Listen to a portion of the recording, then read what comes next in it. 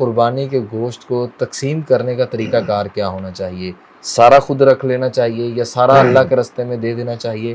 اس کی تقسیم کا قرآن و سنت کی روشنی میں طریقہ کار کیا ہے؟ دیکھیں، پہلی بات تو یہ ہے کہ جو لوگ حاجی جاتے ہیں وہ تو ایک بوٹی بھی نہیں کھاتے، وہ تو سارا بینک کو دے دیتے ہیں، اس میں ایک بوٹی بھی نہیں کھاتے، نہیں کھاتے، وہ سارا بکرا بینک کو چلا جاتا ہے۔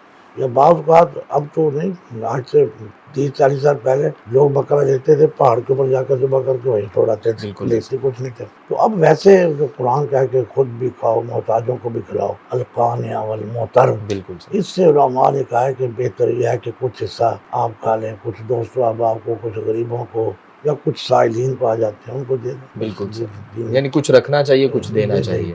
بعض کا تو آپ نے دیکھا ہوتا ہے کہ یہ گھر میں 10-15 آدمی رہتے ہیں، چھوٹا گھر ہے، کوئی بہن بیوہ ہو کے آ گئی، کوئی بہن طلاق ہو کے آ گئی، کوئی بھائی کے بچے ہیں، کوئی 3 بھائی رہتے ہیں، ہر ایک کے 5-5 بچے ہیں، تو 10-15-20 رکھتے ہیں سارے غریب۔ اب وہ مل ملا کے وہ ٹیڈی بکرا جو چھوٹا بکرا لے آتے ہیں، ہوتا وہ دھوندا بھی بات کر، وہ دھوندا بکرا لے آتے ہیں، اس میں ٹوٹل گوشت نکلتا ہے 6 کلو 8 کلو، تو سارا گھر کھا لو، کوئی مسئلہ نہیں۔ ان کے لیے وہی ہے کہ وہ سارا بھی کھا لیں، کوئی مسئلہ، ان کے گھر میں ایک بوٹی پھر بھی آ گئی، بالکل صحیح، کوئی مسئلہ نہیں، یہ کوئی مسئلہ نہیں۔ لیکن ویسے اگر استاد جی اگر وہ اس میں سے بھی صدقہ کریں یہ تو بہت تو لوگوں کو دیں تو اس کا بھی تو بہت زیادہ ان کو اجر بہت اعلیٰ کام ہے، لیکن میں کہتا ہوں تو کوئی مسئلہ نہیں ہے۔